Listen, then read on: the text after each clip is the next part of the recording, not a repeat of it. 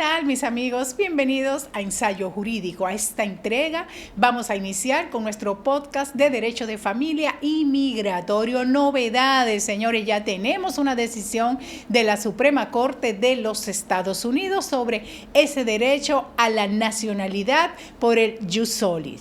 Y también vamos a comentar esta decisión tan importante de las autoridades panameñas de permitir el ingreso de los dominicanos y dominicanas sin visa a esta importante nación. Así que no te pierdas Ensayo Jurídico tras una brevísima pausa.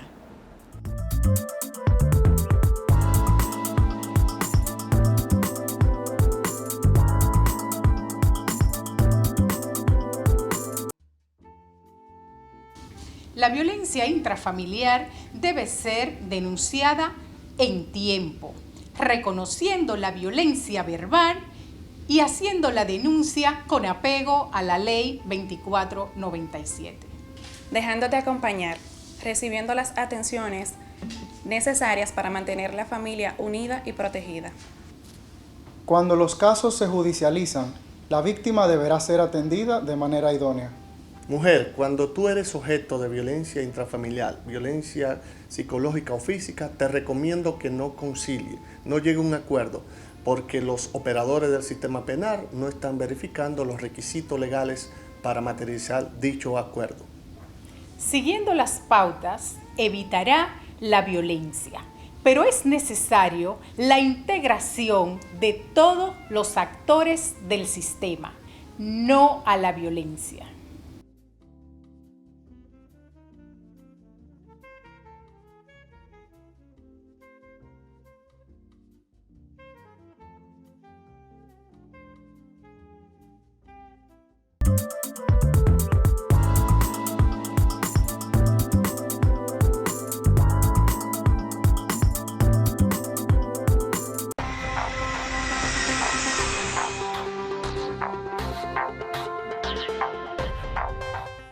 Buenas tardes para todos los que están ahí en sintonía con nosotros, que hoy estaremos abordando temas súper importantes en cuanto a la familia, todas las actualizaciones en los temas migratorios y sobre todo de manos profesionales, señores, porque ahora mismo hay mucha información a través de los medios digitales y poder verificar y validar cada una de esa información es necesario en estos momentos. Así es, fíjate que precisamente en esa misma línea, de hecho hemos visto como nuestro canciller Roberto Álvarez ha conminado al pueblo dominicano a someter sus expedientes con documentos verídicos, porque uno de los motivos por los cuales nosotros no tenemos la supresión de visado con Europa, ese visado de Schengen para visitar cientos de países como Madrid, España, entre otros de la comunidad europea,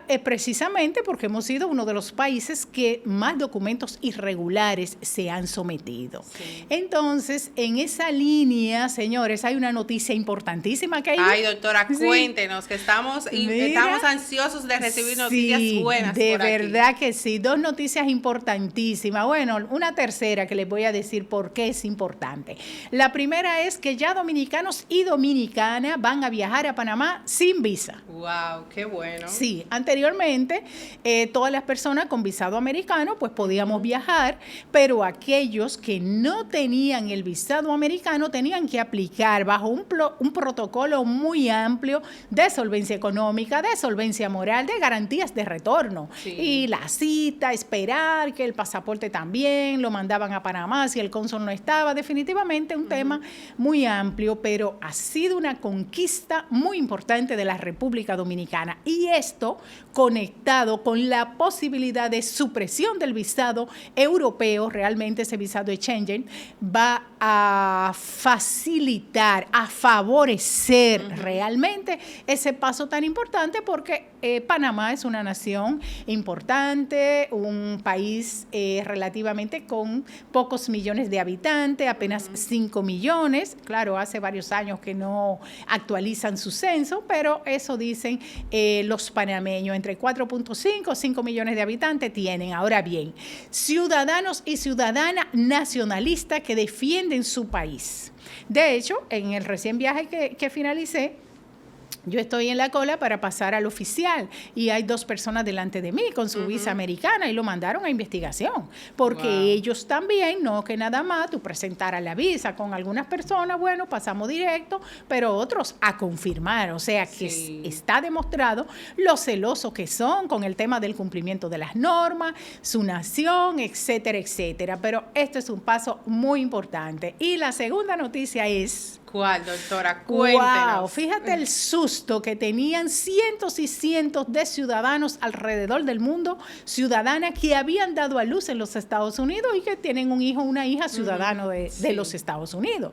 Y que bueno, Donald Trump anunció, voy a apoderar la Suprema Corte de Justicia para que anule esa ciudadanía, para que también se elimine el jus soli, o derecho del suelo. Aquellas personas que fíjate que Estados Unidos tiene este sistema jurídico dual, por ejemplo, de el nacimiento por el derecho del suelo, que es el jus soli, y el jus sanguinis, por el vínculo familiar, el vínculo biológico, etcétera, etcétera. Entonces, ahora esa decisión de 3 jueces, de 6, 3 votaron en contra y 3 a favor de que realmente se anulara ese decreto del presidente Donald Trump. Ahora, si usted nace en los Estados Unidos, hijo de padre, de madre irregular, su hijo es ciudadano de los Estados Unidos. Sí. Pero sí, cuidado con esto. Aquellas mujeres embarazadas que están pretendiendo ir a dar a luz a los Estados Unidos,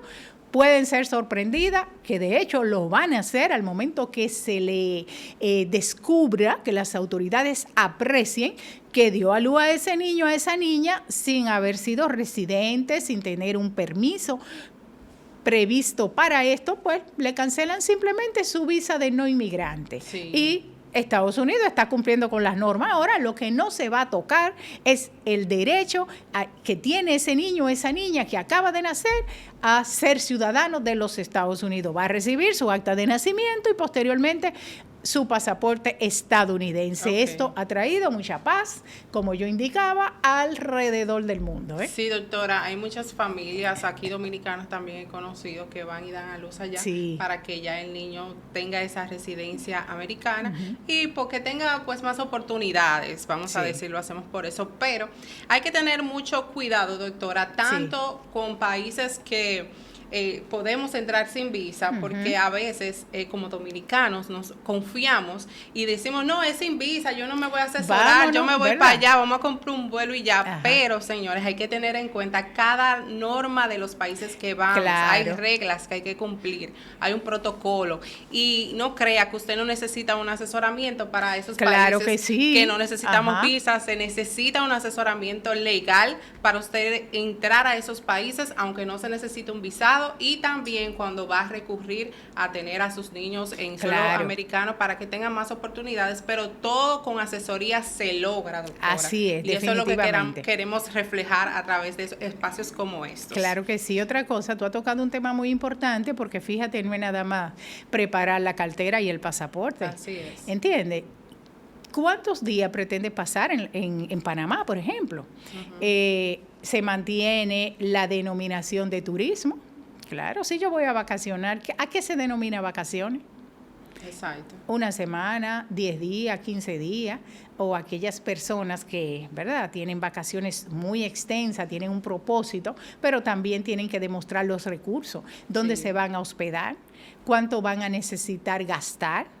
Y también los oficiales tienen derecho a preguntar. O sea, una cosa es, fíjate que también, y se da el caso con los países que se requiere la visa, te aprueban la visa, pero el oficial que te recibe tiene la facultad de dejarte entrar o no.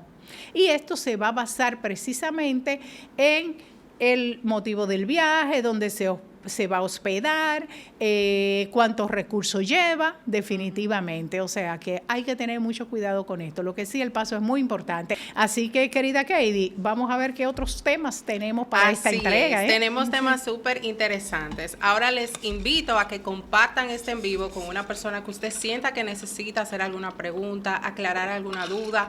No olviden que en la caja de comentarios pueden dejar sus preguntas y por aquí la doctora Carmen Herrera estará respondiéndoles. Dele like, suscríbase y esté pendiente a cada uno de los podcasts que vamos pues desarrollando por aquí, que son informaciones importantes. Doctora, el primer tema que vamos a abordar el día de hoy es un tema súper importante porque tiene que ver con los menores de edad en conflictos imputables y no imputables. ¿Qué podemos hacer en estos casos? Sí. También vamos a hablar de un tercer punto. Un tercero puede ostentar la guardia de menor de edad y en cuáles circunstancias se pueden hacer. También estaremos hablando por aquí de si se puede reagrupar los menores de edad en conflictos con las normas. También, doctora, estaremos hablando, y a cada uno de los que están ahí pendientes, hablaremos del visado J1, Así es. Sus requisitos y bondades. Si usted siente que hay algún familiar, algún conocido que necesita saber de alguno de estos temas, pues compártale este en vivo para que pueda pues aclarar esas dudas. Empezando con el primer tema, doctora, de los menores de edad en conflictos imputables y no imputables. ¿Cómo procede esta situación cuando pasa con menores de edad y cómo la familia puede pues abordarlo? Sí, fíjate, muy oportuno, porque por el hecho de ser menor de edad, un menor de edad que esté en conflicto con las leyes, no es que definitivamente eso se queda ahí, no. El menor de edad va a ser justiciable. ¿En qué sentido? De acuerdo precisamente a la edad del mismo va a ser tratado. Menores de 13 años no van a ser imputables. ¿Qué significa esto?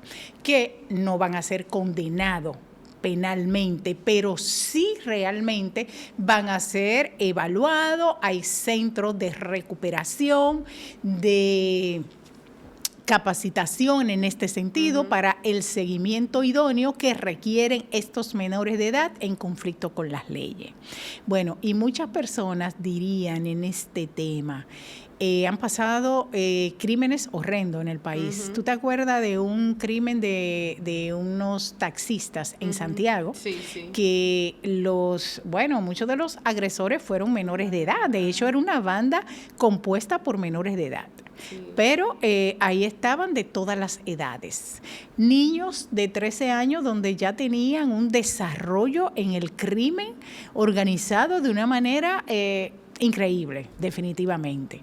Entonces, cuando se presentan estos hechos tan bochornosos y que tú ves qué es lo que se ha formado con este joven, este adolescente menor de edad, es una situación muy lamentable y que, bueno, hay que respetar el código. Sí. Porque no hay excepciones. Si el código dice que son inimputables menores de 13 años, pues imputables realmente mayores de los 13. Okay.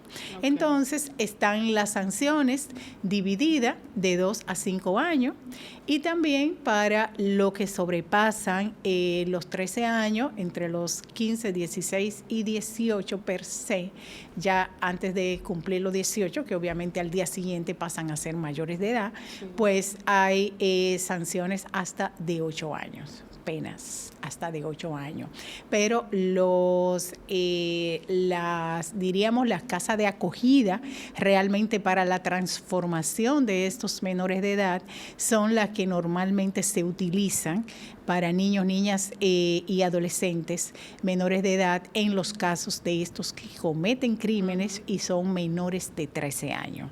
Pero cada día realmente vemos que el tema necesita mayor fortaleza, mayor acompañamiento, educación, fortalecimiento desde la propia familia, porque si vemos que un niño o niña se deja suelto en la calle, en estos sectores donde hay mucha criminalidad, corrupción, etcétera, etcétera, y se forma con estos lineamientos, ¿qué vamos a tener a los 12 años? Entonces, estos niños menores y niñas menores de 13 años cometen crímenes y lastimosamente hay que juzgarlo en base a lo que establece el código. Wow, doctora, hay muchos menores que están pues en procesos delictivos, lamentablemente, en nuestro país. Así y es. A veces pues los mismos padres pues se cogen de eso. No, él todavía es menor y todo eso, pero sí creo que debe de fortalecerse un poco más estos temas. Y leyendo uno de los comentarios y de las inquietudes de ustedes por aquí por la cajita de comentarios, pues leemos la pregunta de Sobeida Jiménez Padilla. Ella dice: buenas tardes, doctora. Le hablé de mi hermano hace unos días, de que él se fue con una visa de fianza hace 4 años y todavía no tiene su residencia permanente. Ya hicieron su entrevista. Y en otro comentario dice: permiso, no tiene el permiso, ha viajado con el permiso, pero le llega y quiere saber qué debe hacer. Según entiendo, parece que está viajando con el permiso, pero todavía no tiene los papeles en sí. Sí, muy bien, así lo apreciaste. Fíjate qué pasa. La visa fiancé de novios o comprometido, que es la que se instrumenta bajo la denominación K1 de novios o comprometidos, que les decía en semanas pasadas que este tipo de visa tiene ciertos requisitos, y es primero que tengan el compromiso. Ese compromiso de contraer matrimonio en 90 días luego de haber recibido ya este visado provisional.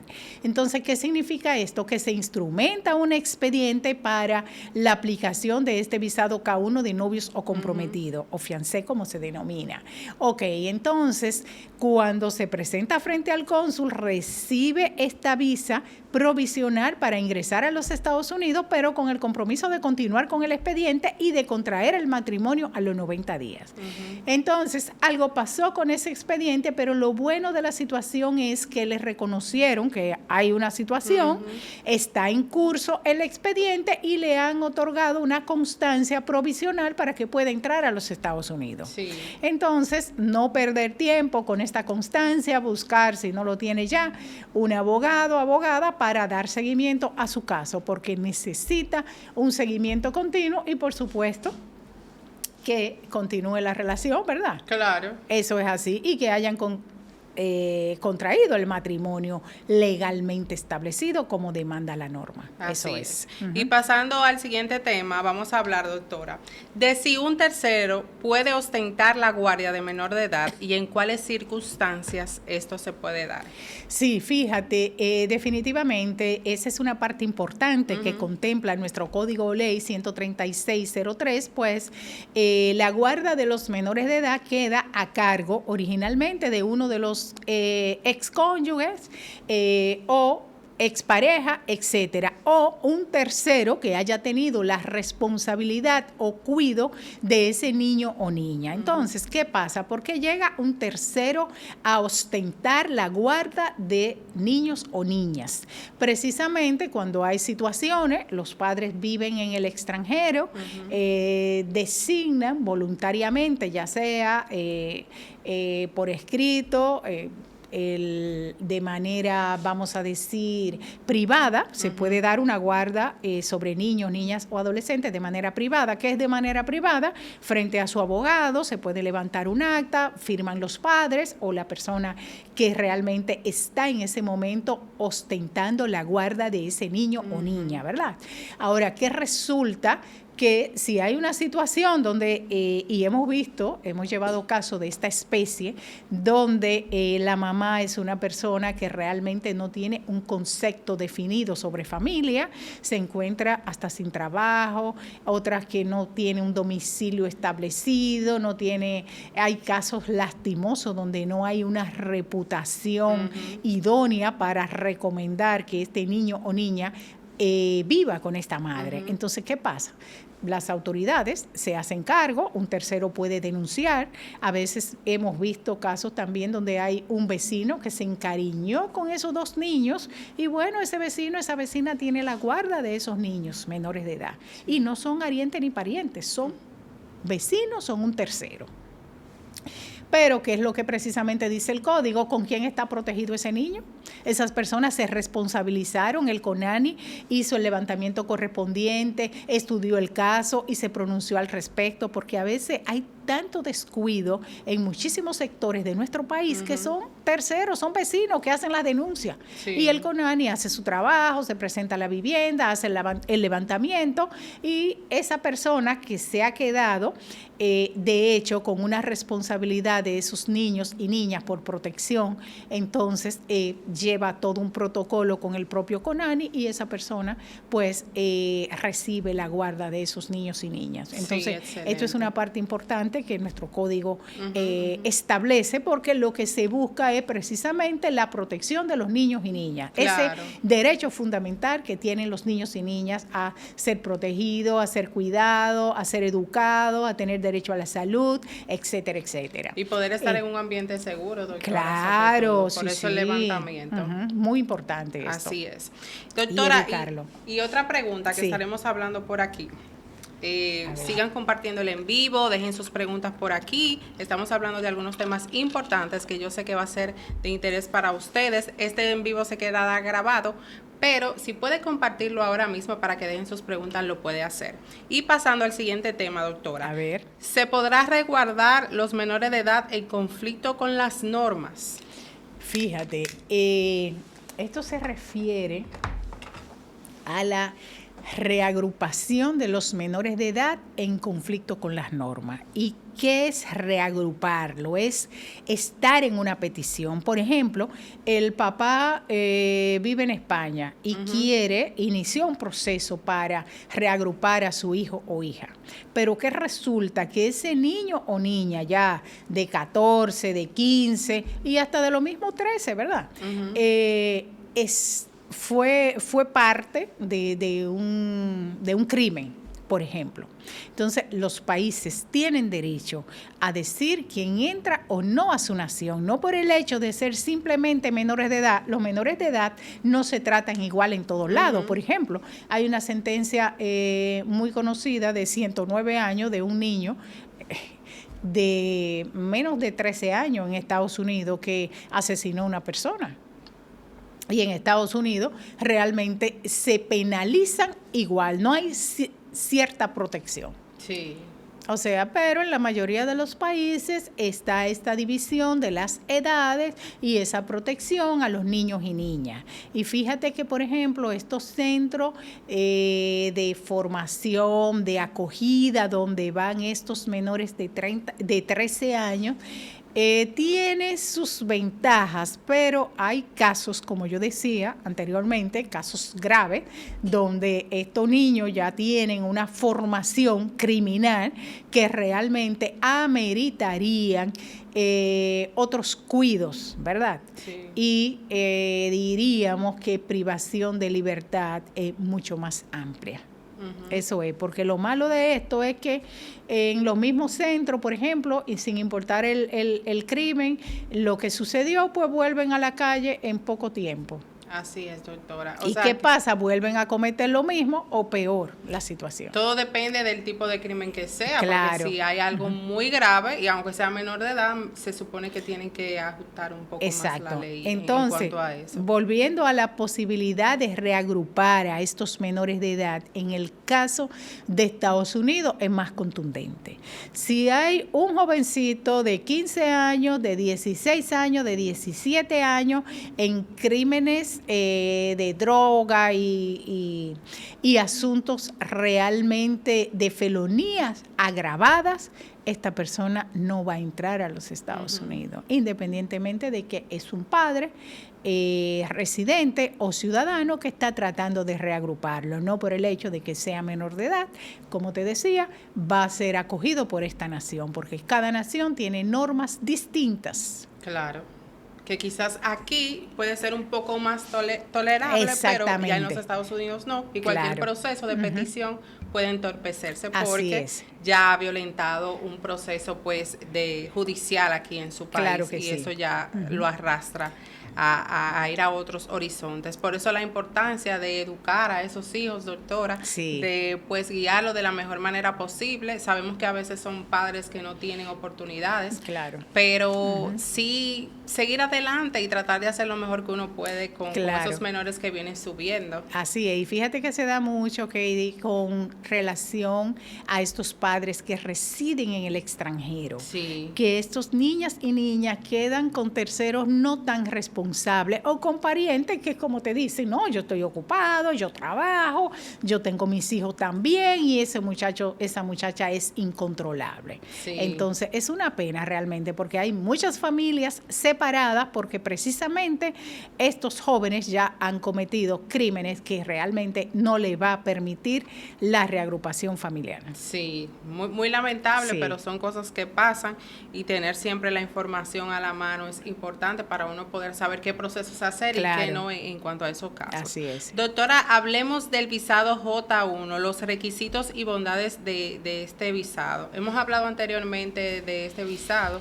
Sí. Muy interesante y nos gustaría que nos hable un poco más, doctora, para aquellas personas que están interesadas. Sí, ¿y sabes por qué? Porque este es un visado muy demandado. Precisamente se trata de un visado de intercambio estudiantil, donde año tras año y cada 6 meses están aplicando jóvenes que quieren estudiar en los Estados Unidos y que, bueno, están aprovechando ese tiempo para hacer el intercambio. Hay carreras que lo permiten, por supuesto, y entonces está la vía para la aplicación, como indicabas, ese visado tiene ciertas bondades que precisamente, que bueno, si usted está en un centro de estudio, ese centro de estudio califica, usted no ha estado en conflicto con las leyes precisamente, Exacto. sus padres también van a cubrir, o sus tutores, los recursos para residir provisionalmente en los Estados Unidos, donde está el centro de acogida, donde se va a hospedar este joven, esta joven, quién cubre los gastos, etcétera, etcétera. El centro de estudio califica para emitir una constancia de aceptación. Ahora bien, esta constancia de aceptación siempre se da con el I-20, que es una forma para estos fines, pero además Estados Unidos, como en todo y toda nación que tiene sus impuestos, se exige aquí, y fíjate que se deniega mucho porque a veces pasan por alto si no tienen, como tú indicas siempre, la asesoría debida, el recibo del SEVIS, que es un impuesto que se paga a estos fines. Okay. Entonces, vamos a decir que las bondades de este visado son la disponibilidad de que un centro te acepte para establecer ese intercambio estudiantil, que cumpla con los requisitos y que, bueno, retorne a tu país y va a ser elegible para cualquier otro tipo de visa. Bueno, doctora, sí. Qué placer estar con usted en este episodio número 25. Gracias a los que están ahí conectados. Pueden seguir viendo este episodio que quedará guardado en el canal de YouTube y así pueden compartirlo y aclarar algunas dudas que quizás o entraron tarde o no pudieron ver, pueden revisarla por ahí. También si tienen alguna duda, alguna asesoría que quieran pues hacer, pueden contactarse a la oficina de la doctora Carmen Herrera y también seguirme, señores, en mi Instagram, @madrestodoterreno.rd, y ahí estamos a su orden. Así es, un proyecto bellísimo que veo cada día cómo va increciendo y te felicito porque Gracias. De verdad la dedicación y la entrega siempre traen buenos resultados. Amén, así es. Así que mis amigos, hasta el próximo episodio de este podcast sobre derecho de familia y migratorio. Muchísimas bendiciones y nos vemos en el número 26. En el episodio 26. Sí, muchísimas gracias.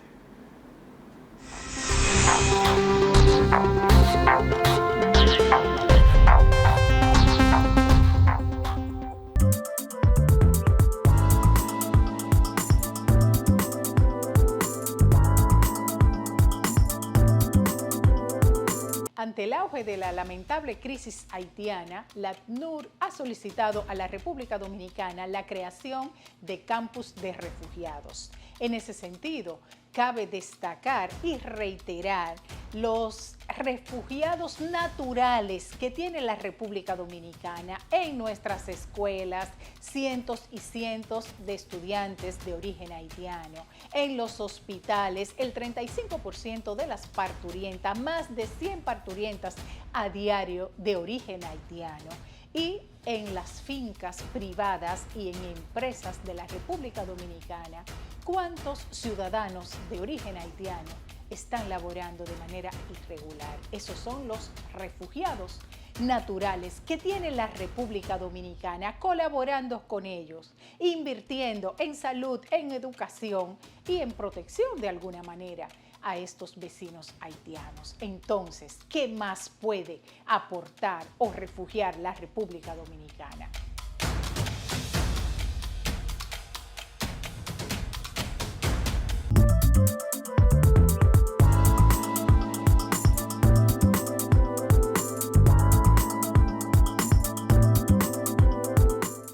Amigos, continuando con Ensayo Jurídico, nos encontramos en la entrevista central y en esta ocasión una entrevista internacional con la hermana República de Panamá, y para ello vamos a conversar con el presidente del CONEP, del Consejo Nacional de Empresas Privadas, y es el doctor Gabriel Díez. Y nos acompaña el licenciado Carlos de Jesús. Bienvenido a Ensayo Jurídico. Gracias doctora, sí. Y gracias a todo ese público.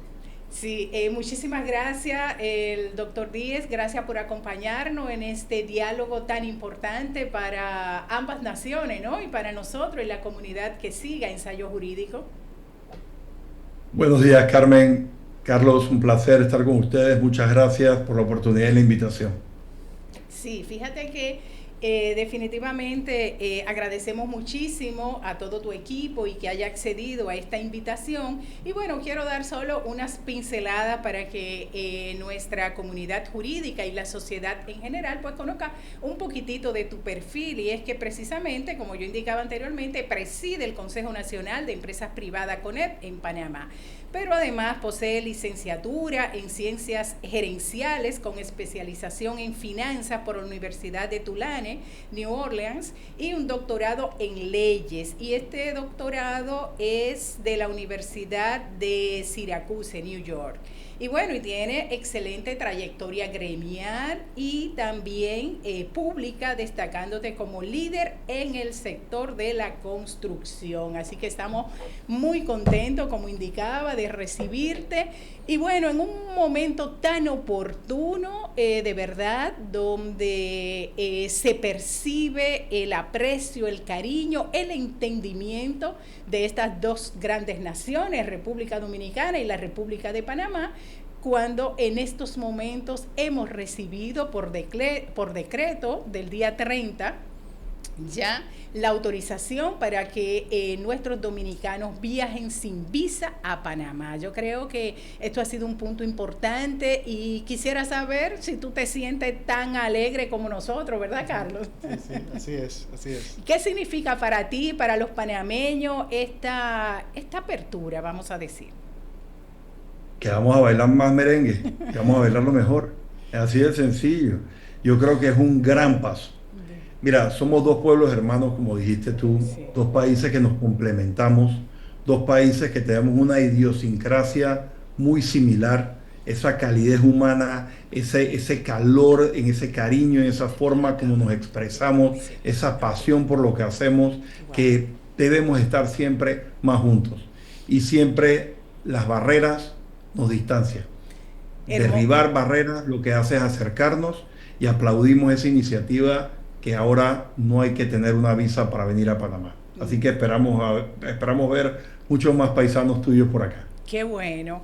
Y de veras, ¿consideras que esto podría ser un incremento, bueno, en el turismo, por supuesto, y también en el comercio, ¿no? Mira, definitivamente hay cosas en que nos tenemos que complementar y nos podemos complementar. Nosotros aquí tenemos, por ejemplo, una industria turística incipiente, y a la misma vez, por tener el Hub de las Américas aquí, Copa, ser una aerolínea tan importante como ustedes, sí. Panamá estadísticamente es el segundo país que más turismo lleva a República Dominicana. Que no es solamente gente de Panamá, es gente de toda Latinoamérica que llega aquí y aborda los vuelos que van a los diferentes aeropuertos que sirve Copa en República Dominicana. Entonces, definitivamente sí creemos que hay muchas oportunidades complementarias. Por ejemplo, ustedes en República Dominicana, y solamente te quiero dar un ejemplo de múltiples que puedo decir, han hecho una gran labor haciendo el giro en lo que debe ser una zona franca moderna. Ustedes hoy en día tienen más de 82 zonas francas a lo largo y ancho del país, donde se generan más de 200.000 empleos de calidad, empleos que permiten trabajar mano técnica bien remunerada, bien especializada y que permite generar un alto porcentaje de las exportaciones del país con productos de valor agregado. Nosotros tenemos esa oportunidad, tenemos que explotarla y ustedes son un punto para poder aprender cómo hacer ese cambio desde la parte logística a la parte de producción. Así es, así es. Y en esa misma línea, Gabriel, quisiéramos saber, para todas esas personas que ahora estarán visitando Panamá, ¿qué oportunidades a futuro pueden encontrar en estas relaciones afianzadas los dominicanos que viajen a Panamá? Tal vez oportunidades de negocio, de futuras inversiones. ¿Cuáles son esos sectores que están en pleno crecimiento allá? Carlos, mira, nosotros tenemos enormes oportunidades en el área turística, en el área de construcción, en el área de servicios. Nosotros tenemos acuerdos donde tenemos un programa de visa de inversionista donde extranjeros pueden venir y con invertir. Creo que en el caso de la República Dominicana es $500.000, ya pueden ser depositados en una cuenta bancaria o una inversión real tangible en un activo, pues genera inmediatamente una visa de residencia. ¿Eso qué te permite? Te permite al cabo otros requisitos, aspirar a tener un pasaporte panameño, tener un permiso de trabajo, en fin, poder hacer otro tipo de cosas a través de la inversión aquí. Nosotros aquí, como bien dijimos anteriormente, somos un centro logístico y al tener ese centro logístico podemos ser puerta de entrada para mucha interconexión en otros países con República Dominicana vía Panamá. ¿Y por qué no mencionarlo?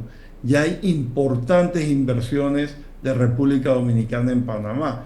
Por ejemplo, Grupo Estrella de República Dominicana compró aquí las operaciones de la cementera Cemex hace un par de meses atrás. A la misma vez, el Grupo Interenergy está desde hace años aquí en la generación de energía y es parte accionista de una de las mayores plantas generadoras de energía del país. Y tercero, desde hace muchos años, Banco Hipotecario Dominicano y Banco Popular tienen bancos con licencia internacional, es decir, bancos de segundo piso en Panamá. Nosotros creemos que hay oportunidades, ojalá los pudiéramos incentivar a que abran bancos de primer piso de licencia general donde pudieran servir a la población panameña y a todos los inversionistas. Reitero, hay muchas oportunidades, somos países complementarios y creo que tenemos que caminar en esa dirección cada día más de cerca. Y ciertamente, como indicas, también puestos de bolsa que están basados aquí en República Dominicana, pues tienen su sede de igual manera en Panamá, lo cual evidencia esa cercanía que se debe seguir fomentando entre estos dos países. No, y hay que ver esa área bancaria.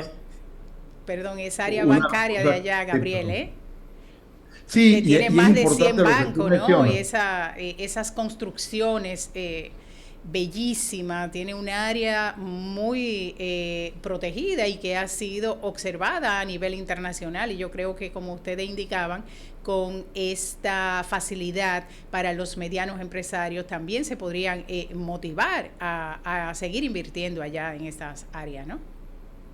Y no solamente de una dirección, Carmen. Yo creo que los panameños también debemos ver a la República Dominicana como un punto de inversión. Nosotros aquí también tenemos que ver lo que ustedes han hecho en el turismo. Sí. Llegar a tener más de 11 millones y apuntando a 12 millones de turistas, a la misma vez potenciar la interconexión entre tener el turismo que llega al aeropuerto, el puerto de cruceros y hacer esa interconexión es una parte que todavía nosotros no estamos haciendo con todo el potencial que el país tiene. Y creo que hay muchas lecciones que podemos aprender de lado y lado cómo potenciar y cómo tirar adelante nuestras economías. Es un punto muy importante porque definitivamente el turismo le abre la puerta también a los negocios, a la educación también, porque muchísimas personas que hasta vienen de turista se entusiasman para estudiar en el país y viceversa. Y además estos temas realmente posicionan los países Y tú hablabas algo muy importante, que es el tema de la inversión extranjera. Y bueno, desde que se publicó la supresión del visado, pues nosotros recibimos cientos de llamadas de personas vamos a decir, de pequeños y medianos empresarios con interés en abrir compañías, constituir empresas en Panamá. Y esto de verdad que es una doble vía, y a nosotros nos ha motivado muchísimo a seguir pues saludando esta decisión y seguir observando que definitivamente va a ser de muchísimo beneficio para ambas naciones. Mira, ese intercambio comercial es importante. La mayoría de los empresarios, tanto aquí como en República Dominicana, son micro, pequeñas y medianas empresas. Son los que generan el empleo, son los que mueven la economía y sobre todo son los que están haciendo inversiones diariamente. De dólar a dólar van construyendo grandes inversiones en su agregado. Entonces, ¿qué pasa? Veamos el sector agro. Y lo digo con mucha humildad y reconocimiento hacia tu bello país. Sí. Ustedes tienen una superficie territorial aproximadamente el 65% del territorio de Panamá. Y ustedes con ese 65%, ustedes producen alimentos para 11 millones de turistas, sí, 11 millones de dominicanos y 11 millones de haitianos. Y abastecen el 85% de los alimentos que se consumen en el día a día en la República Dominicana. Ese conocimiento, esa forma de tener mejores prácticas, es algo que puede generar valor agregado aquí, que puede enseñarle al panameño cómo ser más productivo y puede generar réditos a quien ya experimentó y tiene esa curva de aprendizaje para que pueda comercializar ese conocimiento. Entonces no es solamente invertir en un activo fijo, sino también venir y ofrecer servicios de cómo podemos mejorar, sí, cómo podemos hacer las cosas de una manera diferente.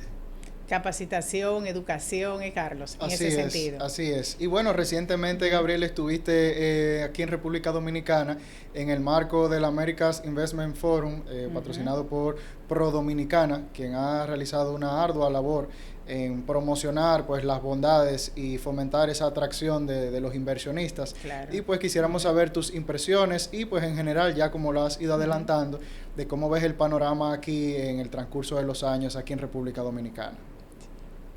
Mira, primero yo tengo que reconocer el trabajo de Pro Dominicana y todo el equipo de Pro Dominicana dirigido por la licenciada Viviana Ribeiro. Sí, de verdad. Me parece que hace una excelente labor. Ustedes tienen en ese equipo oro, pero oro puro de la mejor calidad, porque venden el país con pasión, con dedicación y sobre todo buscando siempre el sí. Cómo facilitar el comercio, cómo facilitar la atracción de ideas, cómo facilitar la inversión extranjera. Y eso hay que aplaudirlo y reconocer. Sobre esa base, te tengo que decir que fue un excelente foro, un excelente congreso. Hubo muchas personas interesadas en invertir, en ver cómo podemos estrechar lazos. Hubo gente de múltiples países representados allí, y sí creo que este es el tipo de congreso que debemos continuar haciendo, que debemos hacer para poder acercar posiciones y poder aprender. Y como les decía antes de empezar esto, el trabajo que se ha hecho en Dominicana ha sido un trabajo donde se han convertido políticas de Estado, políticas de gobierno en políticas de Estado. Sí. ¿Y eso qué permite hacer? A mí me gusta hablar de eso como una analogía de un edificio. Cuando tú tienes una buena base, que es una buena política, y tú empiezas a construir y a generar resultados tangibles para la población, esa política, si tú la continúas, se convierte en política de Estado. Cuando llega un gobierno, la continúa y el edificio sigue creciendo, sigue siendo más robusto, más firme y sobre todo con mayores oportunidades para todos. Cuando las políticas se vuelven políticas de gobierno y no llegan a ser políticas de Estado, empezamos a tener múltiples edificios sin terminar, múltiples edificios que pudieron llegar a ser, pero se quedaron en la oportunidad perdida. Entonces, ¿qué queremos nosotros? ¿Tener proyectos que avancen o tener una cantidad de honguitos edificios chiquitos que no terminan de construirse, que no terminan de dar una solución que fueron llamados a generar. En consecuencia, creo que eso lo han hecho muy bien. Dominicana es hoy el resultado de políticas de Estado en construcción, políticas de Estado en turismo, políticas de Estado en inversión, políticas de Estado en educación, políticas de Estado en qué vamos a hacer con zonas francas, en fin, políticas de Estado en múltiples cosas que lo que hacen es que permiten que eso avance. Eso es muy importante y fíjate que no será difícil para Panamá realmente seguir avanzando y alcanzarnos y seguir con nosotros también en ese tema, porque los panameños son muy nacionalistas. Yo creo que el tema, por ejemplo, de la aplicación de las leyes allá, de las leyes migratorias, lo han manejado bien con la protección. Tienen alrededor de 5 millones de habitantes. Tenemos unos 6,000 dominicanos allá, Carlos. Me decía el cónsul general dominicano, allá el señor Gómez, que tenemos unos 6,000 dominicanos regularizados, y eso nos dice que realmente el panameño es celoso con sus leyes, y eso es bueno, porque ahora, si bien con esta apertura, como veíamos anteriormente, se van a expandir las relaciones, los negocios y demás, pero seguir con esa protección, que yo creo que a nosotros nos falta un poquitito para alcanzar los panameños en ese apego a la nacionalidad y a la protección. Aquí tenemos las normas y estamos trabajando para protegernos más, pero eso va a permitir que ustedes pues sigan increciendo de una manera importante en estos momentos, Carmen, sí, las protecciones son buenas y es necesario. Sí. Y sí, el panameño es altamente nacionalista en el sentido de que recordemos que nosotros aquí por un siglo estuvimos luchando por tener una sola bandera en nuestro territorio. Sí. Y por recuperar el canal y recuperar un tema que para los panameños era muy, muy, muy arraigado con nosotros mismos. Habiéndote dicho eso, también tenemos que entender otra cosa. Los extremos también son malos. Cuando tú pones muchas limitantes, también te limitas al conocimiento. Sí. Te limitas a ver cómo se hace en otros países y cómo aprender a hacer otras cosas. Entonces, el balance está en dónde podemos nosotros complementarnos. Y te doy ejemplos puntuales. A ver. Sí, la ley protege, por ejemplo, a profesores universitarios, a profesores de escuela. La pregunta ¿es correcto no dejar que un profesor que venga con mucho conocimiento, con buenas prácticas, con una historia de educación de muchos años, que no pueda dictar una clase especializada en Panamá? En cosas como, por ejemplo, imagínate la medicina o las prácticas más modernas de inteligencia artificial o de tecnología. Entonces, hay ese balance de que no podemos protegernos tanto que nos impida crecer. No podemos agarrar, por más bueno que sea el bloque para construir, ponérnoslo sobre la cabeza y que no queramos crecer más sobre pretexto de que el bloque es bueno y el bloque es nuestro. Tenemos que utilizar eso para construir y para avanzar. Ejemplo, medicina, ingeniería. Si tú me dices a mí, vamos a traer un profesor para enseñar a hacer mofongo, pues no creo. Yo creo que el mofongo lo sabemos hacer, lo podemos buscar y lo podemos aprender. No necesitamos necesariamente un chef que nos venga a enseñar eso. Esa parte es lo que creo que tenemos que entender, los balances y cómo sacarle provecho a tener protección, pero no limitarnos a lo que debemos aprender.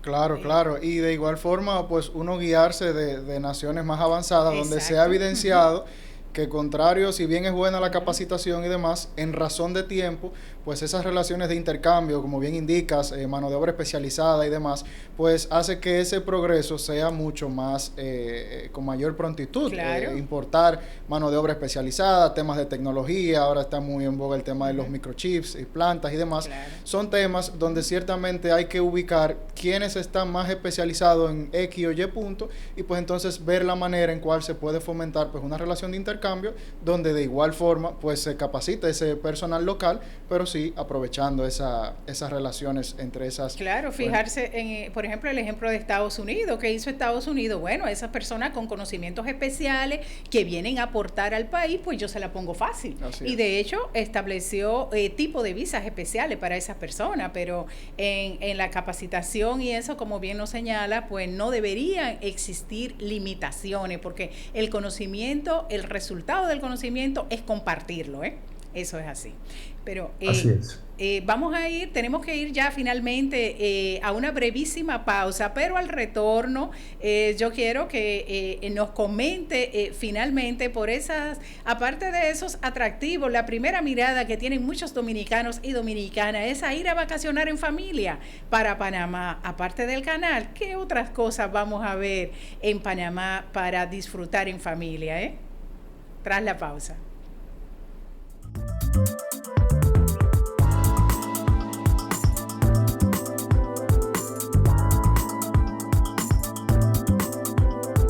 Derecho de Familia y Migratorio, su vinculación. Autoría de la doctora Carmen Herrera, experta en Derecho de Familia y Migratorio. Adquiérela ya. Y la Asociación de Abogados y Abogadas Independientes ANAI. Avenida 27 de Febrero, a esquina Abraham Lincoln, suite número 30, segundo nivel, Unicentro Plaza. También puedes llamarnos a los números de teléfonos 809-472-2782 y 809-683-1399.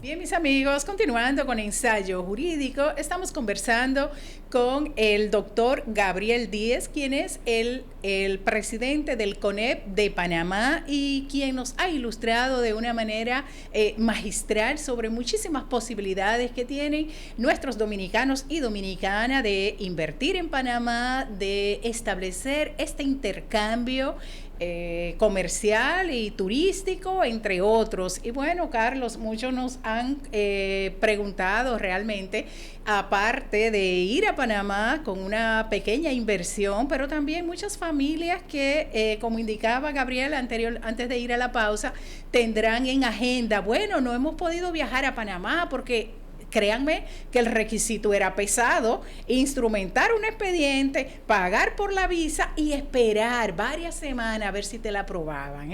Esto de verdad, Gabriel, que ha sido muy oportuno para este intercambio en estas dos naciones tan importantes.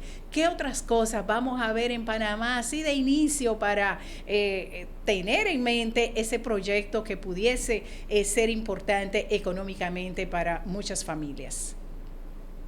Mira, primero de todo, como dijiste, Panamá es mucho más que un canal. Panamá es mucho más que tener solamente un canal que venir a ver. Panamá es compras, Panamá es biodiversidad, Panamá también es turismo de playa, diferente a las de ustedes, pero un turismo de playa. Panamá es un turismo de servicios, es un turismo médico. Aquí hay muchas cosas que pueden venir a hacer y se pueden ver, pero sobre todo, todo queda relativamente cercano a la ciudad. Hay conectividad amplia y sí invito a que den el chance, vengan y conozcan y vean todo lo que se puede hacer aquí. Tener una economía dolarizada ayuda en muchas cosas y sobre todo la calidez de los panameños para poder tener ese calor del Caribe, calor regional, calor de nuestra idiosincrasia que es tan similar. Qué bueno, fíjate que yo también estuve recientemente allá en un importante congreso sobre derecho de familia y de veras que es tan hermoso interactuar con los colegas panameños, con las personas común y de verdad que la pasé muy lindo. Bueno, y parte también de esa interacción, ese oportuno networking que hacen las instituciones y bueno, y tuve la oportunidad de conocerte presencialmente. De veras que fue maravilloso. Estamos muy agradecidos, Gabriel, de este conversatorio. Y claro, bueno, sí.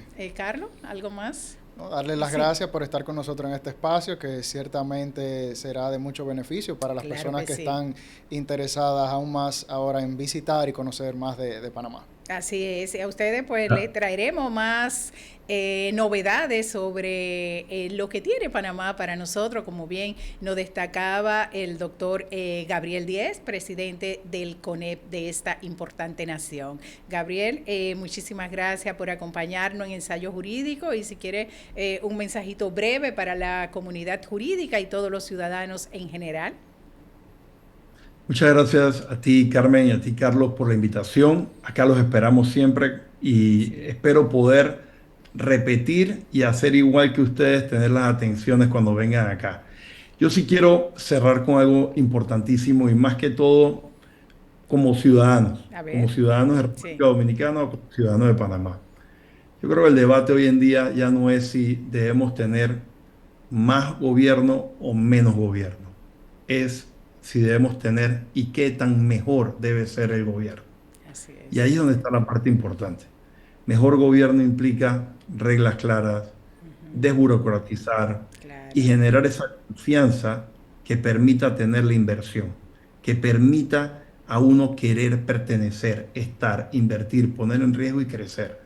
Eso es la base de una buena relación, y todo se construye en base a la confianza.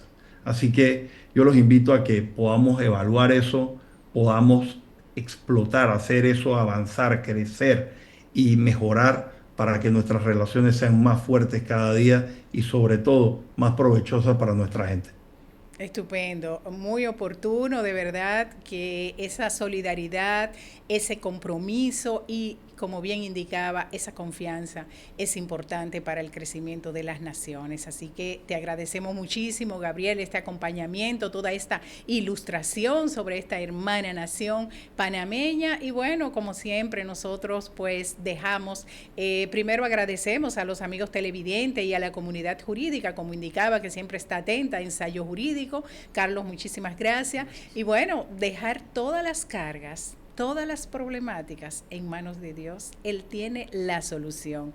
¿Cómo no creer en Dios? Y hasta la próxima entrega de Ensayo Jurídico. Muchísimas gracias. Un fuerte abrazo, Gabriel, para ti y para todos los panameños. Y gracias por acompañarnos, Carlos. Gracias. Sí. Igualmente, saludos. ¿Cómo no creer en Dios? Si me ha dado los hijos y la vida, ¿cómo no creer en Dios? Si me ha dado la mujer querida, ¿cómo no creer en Dios? Si lo siento en mi pecho a cada instante, en la risa de un niño por la calle, o en la tierna caricia de una madre, ¿cómo no